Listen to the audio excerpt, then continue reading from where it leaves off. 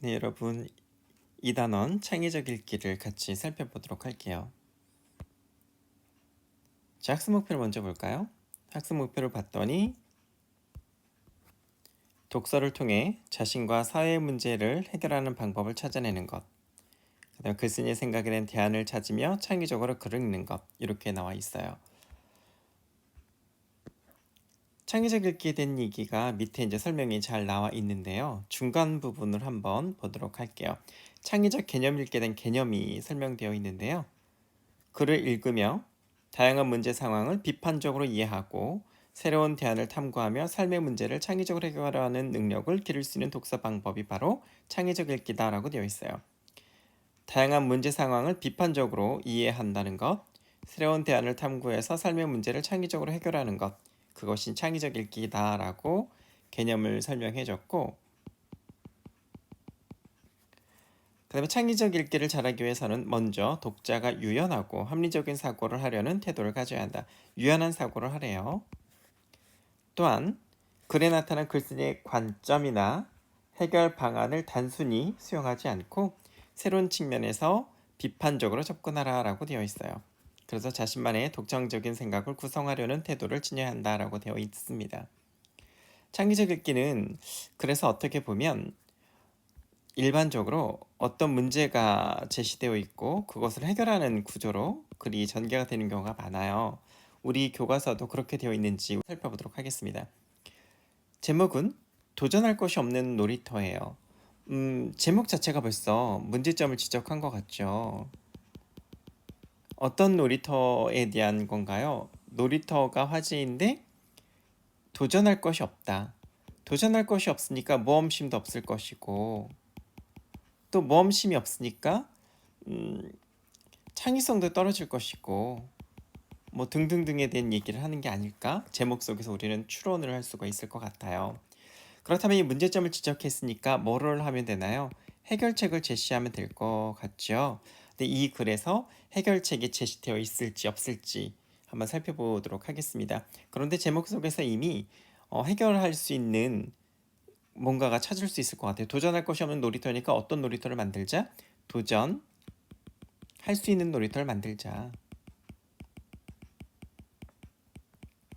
이게 해결책일 것 같아요. 이게 이 글을 쓴 사람의 주장이 담겨 있을 것 같고요. 그 다음에 빨간 글씨의 내용을 보니까 현재 우리나라 놀이터의 문제점을 제시했대요. 근데 이 글을 이제 읽어보니까 문제점이 한 3가지로 제시가 되었던 것 같아요. 사실 이제 놀이기구에 대한 얘기를 하는데 놀이기구의 어떤 단계가 좀 낮다. 그래서 좀 지루하다, 재미가 없다, 뭐 그런 얘기가 나와 있고요. 그렇기 때문에 다양성과 창의성이 없다. 창의성을 길러주지 못한다. 뭐가? 놀이기구가. 그런 얘기가 나와 있고, 그 다음에 그 놀이터를 구성하는 것이 아이의 입장이 아니라 어른들의 편의를 중시하더라라고 하는 얘기를 하고 있어요. 그런 문제점을 제시를 해줬었는데, 문제 해결도 당연히 제시가 되어 있다고 나와 있는데 문제 해결을 완벽하게 해결하진 않았어요. 그냥 문제 해결의 필요성에 대한 어떤 주장을 제기를 하고 있는데요. 그 내용도 보면 놀이기구의 단계가 낮아서 지루하다고 하는 것에 대한 반대로서 그러니까 아이들이 진취적인 행동을 해야 되지 않느냐. 진취적 행동과 그 다음에 뭐 창의적인 사고를 해야 한다. 사고력을 신장해야 한다. 그런 얘기가 나와 있고 그리고 다양성 창의성이 없는 놀이기구는 모험과 도전을 할 수 있게 해야 한다 라는 얘기로 할 수 있고 어른들이 아니라 아이들 입장에서 해야 된다는 얘기가 나옵니다. 아이들 스스로 배우게 해라. 그런 식으로 전개가 되어 있다는 거를 읽어봐서 알겠어요. 근데 여러분 이제 같이 읽어보세요. 정말로 이런 얘기를 했는지 한번 보도록 하고 글쓴이의 의도를 이해하고 자신만의 독창적인 대안을 떠올려보자. 그 독창적인 대안이라고 하는 건 여러분들의 의견을 한번 제시해봐라라는 얘기인 것 같아요. 도전할 것이 없는 놀이터라고 하는 것이 어른 중심이니까 이제 아이 중심으로 갈 때 특별히 금지하는 것이 없어야 된다라든지 또는 나이가 다른 아이들이 놀 수 있어야 하는 공간으로 만들어야 한다든지 이런 대안들이 나오면 될 것 같고 그것이 안 되면 여러분이 그림으로 표현해도 좋을 것 같습니다. 그런 대안을 제시해 주면 좋을 것 같아요. 자, 그럼 내용을 한번 읽어볼게요.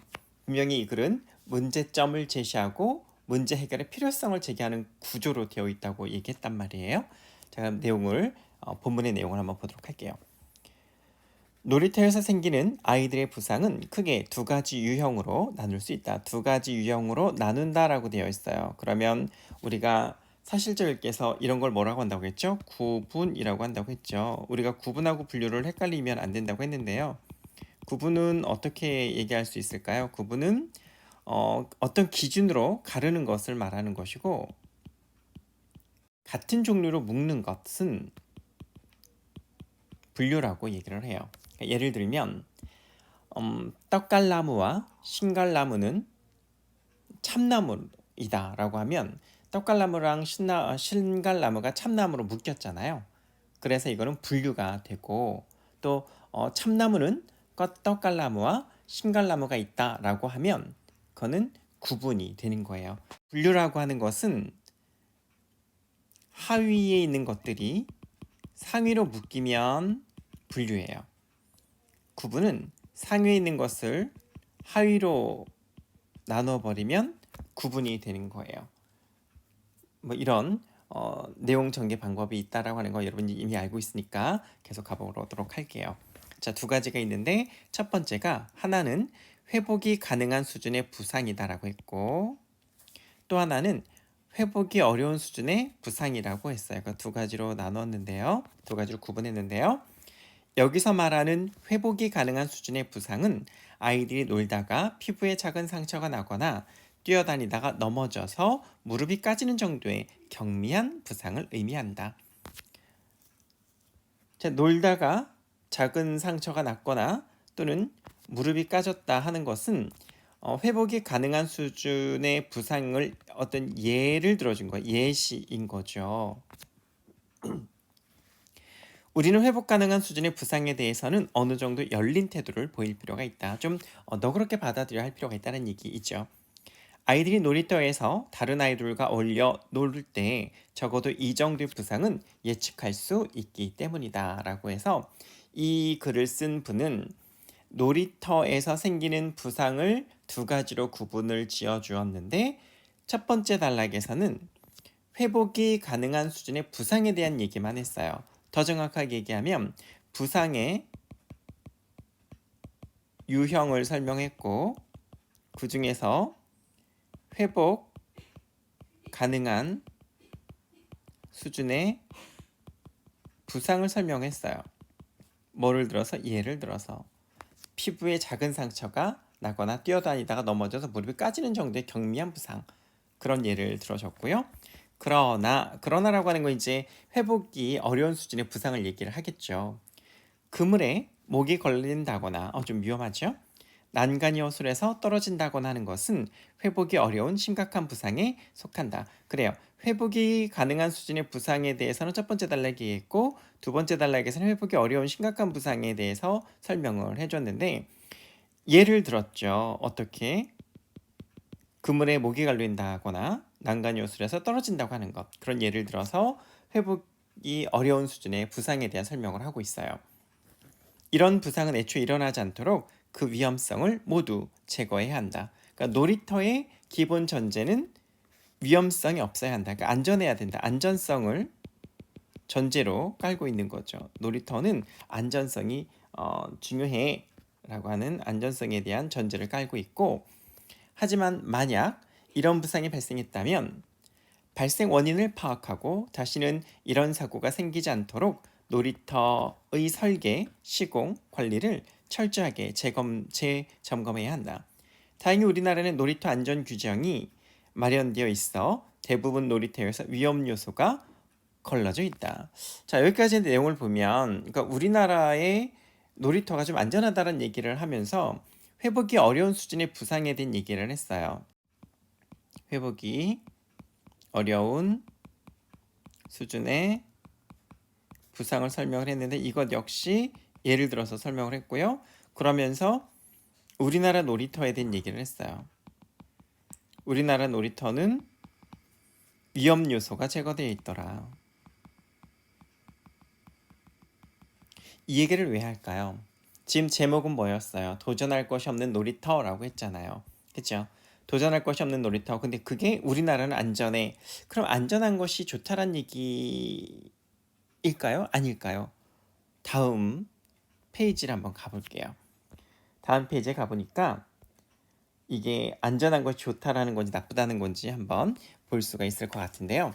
한 일본의 건축가는 어린이 놀이시설이라는 책에서 놀이기구가 기능적 놀이 단계, 기술적 놀이 단계, 사회적 놀이 단계의 순서로 발전해 간다고 밝혔다. 그러니까 놀이기구가 기능적 놀이 단계가 있고 기술적 놀이 단계가 있고 사회적 놀이 단계가 있는데 이렇게 발전해 간다는 얘기예요. 그 일본의 건축가가 누군지는 설명이 되어 있진 않죠. 근데 어찌되었든 그 일본 건축가가 이렇게 했다라고 해서 신뢰성을 높이는 것 같아요. 자신의 글에 대한 주장을 위해서. 네, 어쨌든 놀이기구가 기능적 놀이 단계, 기술적 놀이 단계, 사회적 놀이 단계의 순서로 발전해 간다고 밝혔는데 기능적 놀이 단계란 뭐뭐란 해서 개념을 정리해 주려고 하는 것 같아요. 기능적 놀이 단계란 첫 번째, 놀이기구에 갖추어진 놀이의 기능을 아이들이 초보적으로 체험하는 것을 말한다. 그러니까 초보적 단계에 있는 것, 그게 기능적 놀이 단계의 놀이기구이고 기술적 놀이 단계는 고도의 기술을 이용하여 노는 것으로 놀이기구를 활용하는 기술이 향상되는 자체가 놀이인 단계를 말한다. 그러니까 조금 더 놀이기구가 좀 업그레이드 되어서 고도의 기술을 이용할 수 있도록 하는 놀이기구인 거죠. 근데 마지막으로 사회적 놀이 단계의 놀이기구는 아이들끼리 놀이를 하는 단계를 의미한다. 이런 단계에 의해서 이제 발전을 하게 되는데 이 세 가지 놀이기구 중에 우리나라의 놀이기구는 어떤 거냐면 바로 첫 번째 단계에 있다는 얘기를 하려고 하는 것 같아요. 아이들은 기능적 놀이 단계에서 사회적 놀이 단계로 나아가며 놀이터에서 재미를 느끼고 즐겁게 도전한다라고 해서 여기까지 내용은 놀이기구의 발전 단계에 대해서 얘기를 했어요. 놀이기구의 발전 단계. 그런데 이제 앞단락에서는 뭐라고 얘기했었냐면 분명히 그런 얘기를 했죠. 앞단락에서 우리나라 놀이터에는 위험 요소가 제거가 되어 있다라고 얘기를 했는데 갑자기 놀이기구의 발전 단계가 세 단계가 있다라고 하는 일본 건축가의 말을 얘기를 해줬어요. 그렇다면 우리 주변의 놀이터를 떠올려보자. 현재 우리나라의 놀이터와 놀이기구는 아직도 첫 번째 기능적 놀이 단계에 머물러 있는 경우가 많다. 그래요. 우리나라의 놀이터는 첫 번째 기능적 놀이 단계에 머물러 있는 경우가 많대요. 아까 놀이기구의 단계에서 봤을 때 기능적 놀이 단계는 그냥 놀이기구의 본래 기능에 충실하게 노는 거고 기술적 놀이 단계는 아이들이 놀이기구를 응용해서 수준 높은 놀이를 할 수 있게 해주는 거고 사회적 놀이 단계는 놀이기구를 활용해서 아이들이 주체적으로 놀이를 할 수 있는 단계였잖아요. 그런데 우리나라는 초보적 기능, 쉽게 말하면 놀이기구 본래의 기능에 충실한 놀이기구만 있더라 그 얘기를 하는 건데 적지 않은 놀이터가 규정만을 충족하는 수준에서 만들어지고 관리하다 보니 대부분 아이에게 재미없고 지루한 놀이터가 되고 만 것이다. 그렇다면 다수의 우리나라 아이들이 지금 재미없고 도전하지 못하는 놀이터에서 놀고 있는 것은 아닐까라고 해서 문제의식을 갖고 있죠. 이 글을 쓴 분은 지금 우리나라 놀이터가 기능적 놀이 단계에 머물러 있다라고 하면서 이제 그렇게 된 이유가 사실은 우리는 규정만을 충족하는 수준에서 만들어지고 있기 때문이다 라고 얘기를 했고 그 결과 어떠냐면 지루한 놀이터가 되고 말았다. 그러니까 기능적 놀이 단계에 머물러 있는 이유는 규정만을 충족하는 수준에서 만들어지고 관리되었기 때문이고 그 결과로 지루한 놀이터가 되어서 지금 우리나라 아이들은 재미없고 도전하지도 못하는 놀이터에서 놀게 된 것이다라는 얘기를 해주고 있죠. 그러니까 문제 의식을, 그러니까 문제점을 이제 지적을 해줬는데, 결국은 우리나라의 놀이터가 수준이 기능적 놀이 단계다. 그러니까 수준이 좀 너무 낮다. 그 얘기를 하는 거죠. 그래서 그것이 이제 문제인데, 문제는 여기서부터 시작된다. 문제가 이제 시작되는 거죠. 아이들이 흥미를 반영하지 못하고 놀이터를 지루하게 만들면 사고가 일어날 위험성이 상대적으로 높아진다. 흥미를 반영하지 못하는 이유는 뭐였어요? 우리가 이제 안전성을 너무 따지다 보니까 어떤 규정만 강조했잖아요. 안전성을 따지다 보니 오히려 놀이가 흥미가 없고, 또 흥미가 없다 보니까 결국에는 사고가 날 위험이 있더라. 그런 얘기를 하고 있는 거잖아요. 그러니까 안전성이 중요한 놀이터가 오히려 위험해질 수밖에 없는 이유에 대해서 설명을 하고 있지요.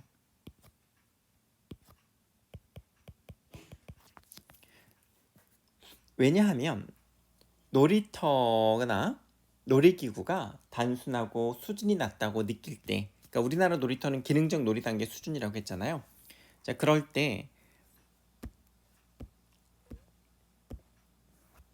놀이기구가 단순하고 수준이 낮다고 느낄 때 아이들은 본래 용도와 기능에 맞지 않은 방법으로 놀고 싶은 유혹에 쉽게 빠지기 때문이다.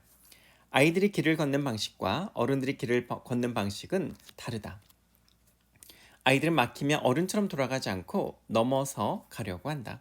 아이들은 보통 어떠한 것이든 다르게 표현하거나 사용하고 싶어하는 반달리즘 경향을 보인다라고 되어 있어요. 그들에게는 그게 놀이이기 때문이다.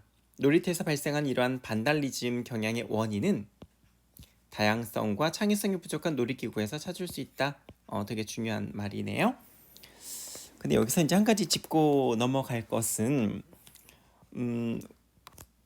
우리가 지금 창의적 읽기를 하고 있잖아요. 그러니까 이분이 지적한 문제점은 우리나라 놀이터의 놀이기구의 수준이 기능적 놀이 단계 수준이어서 재미가 없고 도전할 수가 없는 놀이터가 되었는데, 그러다 보니까 흥미가 없어서 오히려 위험성이 높아진다라는 얘기를 했어요.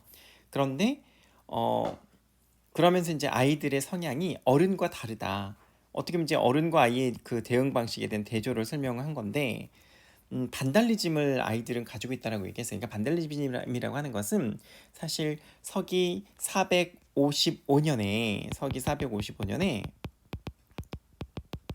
북아프리카의 독립왕국을 건설했던 게르만족의 일파였던 반달족이 있었대요. 근데 이 반달족이 지중해를 건너가서 로마를 약탈한 적이 있었는데, 그러다 보니까 이 반달족이 그 로마를 침략해서 약탈을 할 때 문화유산이나 예술품들을 막 파괴했단 말이에요. 근데 그걸 잘 몰라서, 그러니까 무지해서 파괴했던 거란 말이에요. 고의나 무지로 문화유산이나 예술품 등을 파괴하거나 훼손하는 행위를 우리는 반달리즘이라고 얘기를 한대요.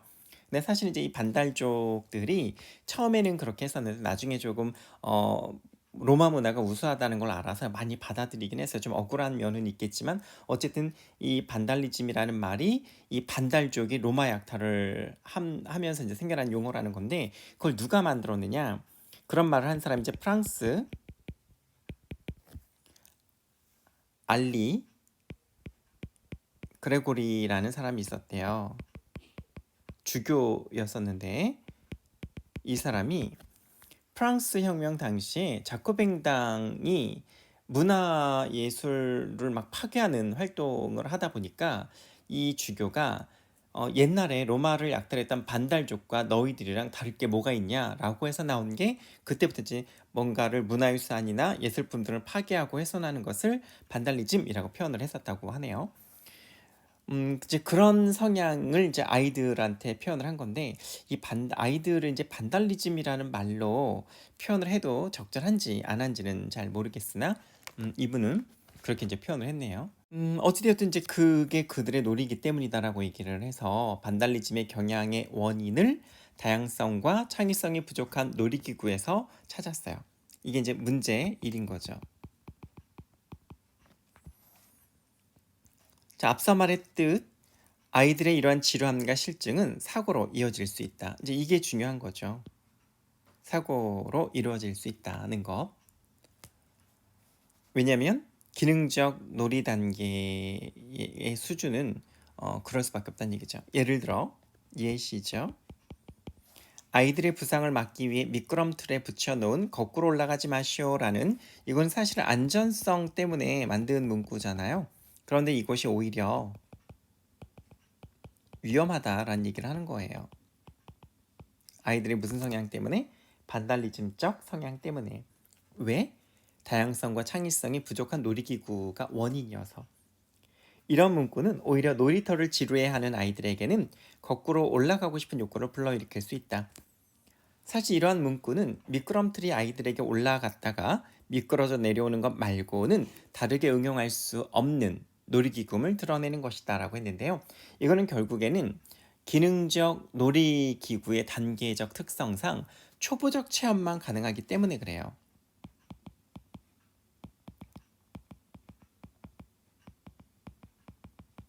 초보적 체험만 가능하고 그 놀이기구의 기본 본래 기능에 충실하기 때문에 그런 거죠. 그러니 재미없으니 아이들이 엉뚱한 행동을 한다라는 거죠. 자, 그런 놀이기구물을 이미 이제 드러내는 것인데, 그리고 더 큰 문제는 그럼에도 불구하고 놀이터에 이러한 미끄럼틀밖에 없다는 사실이다. 그래서 이제 그것이 이제 문제점이라고 지적을 해서 결국에는 사고를 발생시키는 예를 하나 들었죠. 놀이터의 지루함이 결국에는 사고 발생을 일으킬 수 있다. 초보적 단계에 있는 놀이기구에서 지루한 거는 사고 발생을 일으킬 수 있다라는 얘기를 했고, 우리나라 놀이터는 어디를 가나 놀이터 중앙에 조합놀이대 한 개와 조합놀이대는 여러분이 알 거예요. 놀이터에 가면 미끄럼틀에 경사로나 원형 터널 등이 결합된 것, 지금 옆에 사진이 나와 있는 것처럼 그것이 여러 개가 이제 혼합되어 있는 그런 놀이기구가 하나가 있고, 그 주변에 그네 또는 시소 2개, 고무 매트나 고무칩 포장이 된 바닥으로 정형화되어 있다. 우리나라 이제 놀이터가 정형화되어 있다라는 얘기를 했고, 즉 창의성을 갖춘 놀이터가 아니다. 그래요. 이제 부연 설명을 했네요. 즉이라고 해서 부연해줬고, 특히 아이들의 부상을 줄일 수 있다는 이유로 최근 설치한 놀이터 바닥은 대부분 탄성 고무 칩이다. 그런데 모래나 작은 크기의 자갈 또는 나무 껍질인 바크와 견주었을 때, 바크는 이제 나무 껍질이라는 소리예요. 나무 껍질과 견주었을 때, 비교했을 때 안정성 면에서 탄성 고무칩이 더 낫다고 볼 수 없다. 최근 국가 표준이 만들어져서 개선은 되었지만 오히려 한여름에는 탄성 고무칩 바닥 때문에 열기가 위로 솟구쳐 아이들의 놀이터 이용이 사실상 불가능하다라고 해서 안전성에 대한 얘기, 지금 우리는 창의성이 없다는 얘기를 하고 있는데 이제 안정성에 대한 얘기를 다시 이제 얘기를 하면서 문제점을 이제 지적을 해줬죠. 어떤 문제점이 있느냐 하면 지금 말한 것처럼 한여름에 탄성 고무칩 바닥을 깔다 보니까 열기가 오히려 솟구쳐서 아이들의 놀이터 이용이 불가하다라는 얘기를 해줬어요. 그래서 이제 여기까지 내용으로 이제 보면 결국은 이게 우리가 안전해서 고무칩을 깔았는데 오히려 열기 때문에 조금 더 위험할 수 있더라. 열기가 솟구쳐서 놀지 못한다 하는 얘기를 이제 해준 거잖아요. 그러면서 이제 여기서 이제 내용을 정리를 해보면 결국에는 우리나라 놀이기구는 창의성도 없고, 그죠? 그 다음에 안전성도 없고, 오히려 안전하게 했다고 하면서 안전하지 않다라는 거죠. 그러한 우리나라 놀이터 현실을 얘기했어요. 우리나라 놀이터의 현실은 창의성도 없고 안정성도 없다. 그 다음 달러 봤더니 고무 매트나 고무칩을 고집하는 까닭은 무엇일까? 물었죠. 그럼 이제 대답이 나와야 되잖아요. 그 이유 중 하나는 아이들의 건강이나 놀이터의 기능보다는 유지하고 관리하기가 쉬운 방법을 찾으려는 편의주의 때문이다라고 했어요. 유지하고 관리가 쉬운 방법, 편의주의. 누구의 입장? 아이들 입장이 아니라 어른의 입장. 우리나라의 문제점, 놀이터의 문제점이 두 번째네요. 그죠? 문제점 2.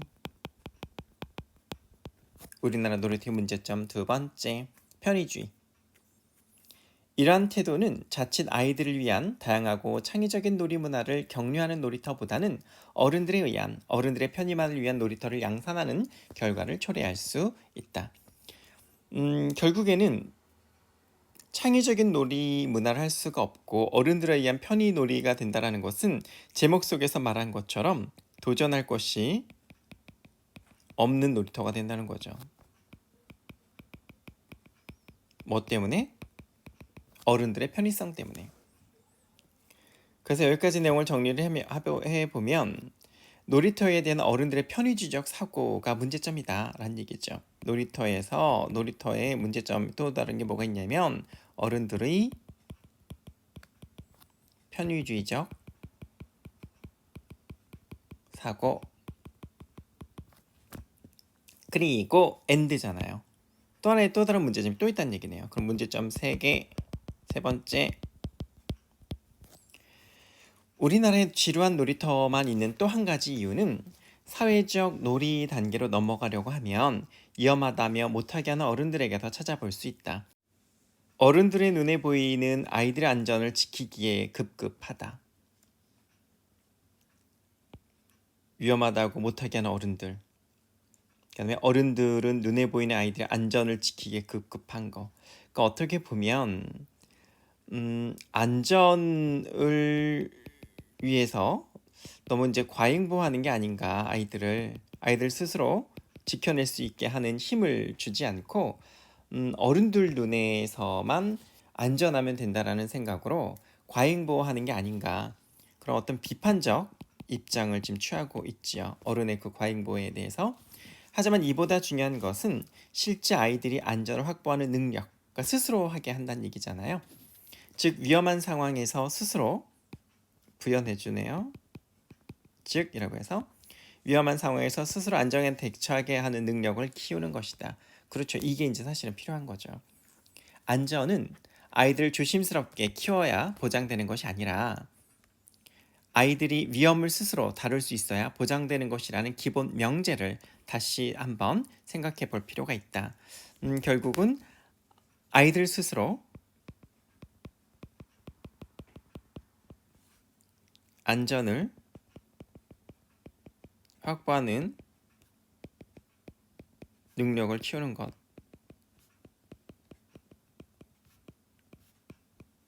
요 말을 하고 싶은 거죠. 그래서 여기까지 내용도 결국은 아이들의 안전에 대한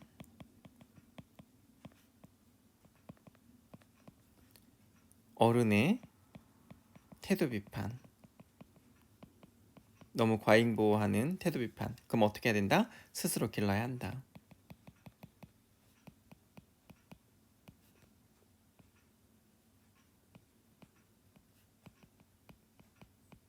요 얘기를 하고 있는 거죠.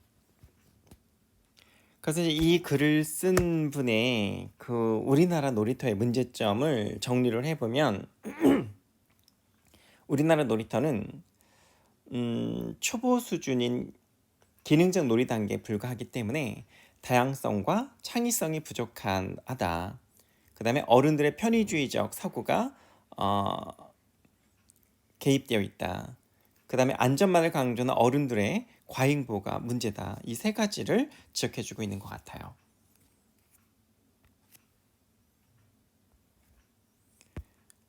자, 그래서 글쓴이가 이제 놀이터에 대한 자신의 생각을 정리를 할 것 같아요.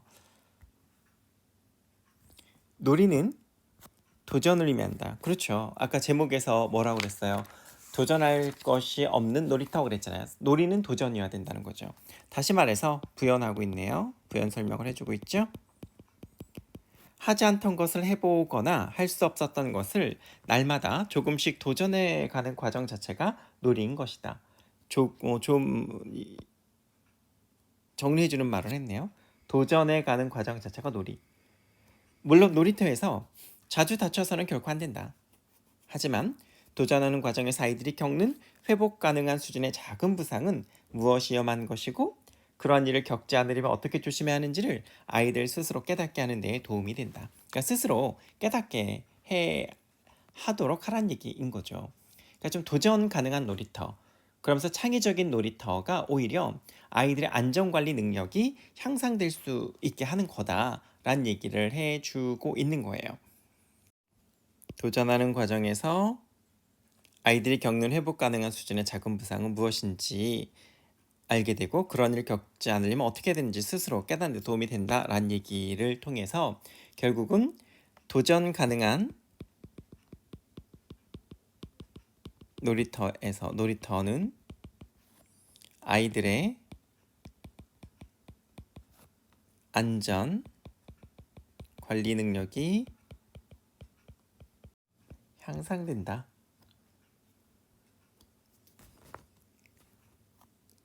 초등학생을 대상으로 하는 놀이터를 유아 수준의 놀이터로 만들어 놓고 안전한 놀이터를 만들었다고 자만하는 것은 오히려 아이들에게 스스로 안전한 방법을 찾을 기회를 주지 않는 것이다.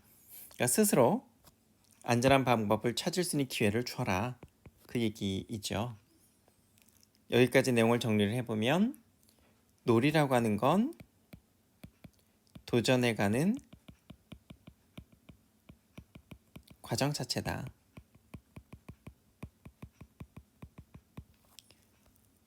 그렇게 되어야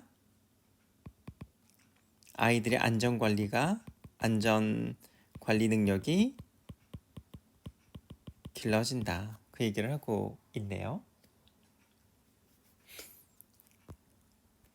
그러니까 이 부분은 이 글 쓴 분의 이제 주장이 이제 들어가는 단락인 것 같아요.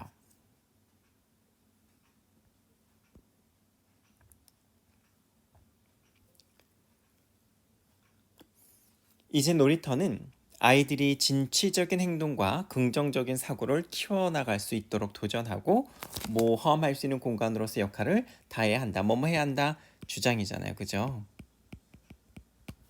그러니까 이 글을 쓴 분은 놀이터에 대해서 어떻게 생각을 하고 있냐 하면 진취적인 행동, 긍정적인 사고를 키워나가야 된다. 그래서 도전하고 모험할 수 있는 공간이어야 된다. 그런 얘기를 하고 있어요. 그러기 위해서는 이제 안전이라는 기둥 옆에 도전과 모험이라는 기둥도 함께 세워야 한다. 즉, 구현하고 있죠. 안전과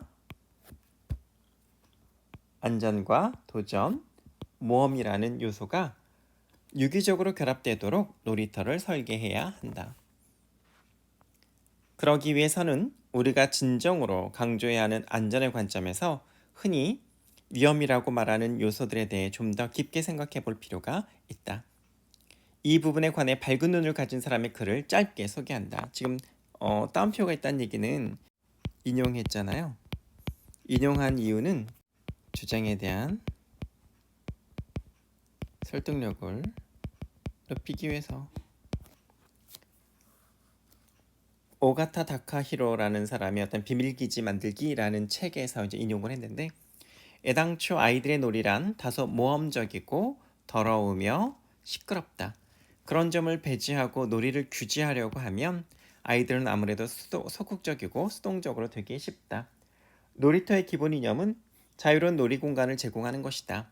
제약에서 벗어난 공간은 아이들의 마음을 설레게 한다. 그런 의미에서 놀이터는 놀게 해주는 곳이 되어서는 안 되며 자발적으로 노는 것, 스스로 안전성을 키울 수 있는 곳으로 자리매김되어야 한다라고 자신의 주장을, 그러니까 도전이 가능한 놀이터가 필요하다라고 하는 주장을 조금 더 설득력 있게 하고 있지요. 자, 그래서 이제 이 글을 쓴 분의 글쓴이의 어떤 그 생각 속에서 본인이 생각하는 이상적인 놀이터의 모습이 있지요.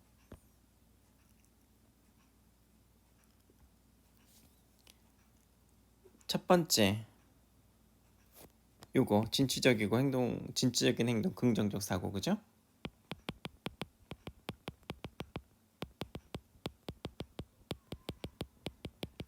그 다음에 두 번째, 요거 도전하고 모험할 수 있는 거.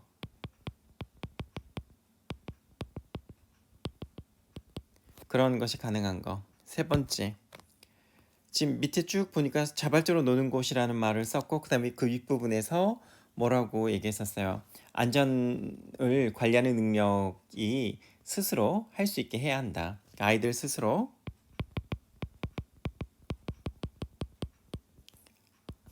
안전을 배울 수 있게 해야 한다. 이게 글쓴이가 생각하는 이상적 놀이터의 모습이에요.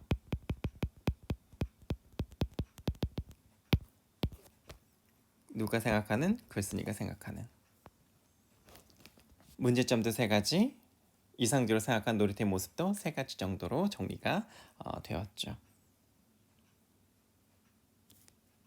자, 여기까지 본문을 정리하였습니다. 다음 시간에는 학습 활동을 같이 해볼게요.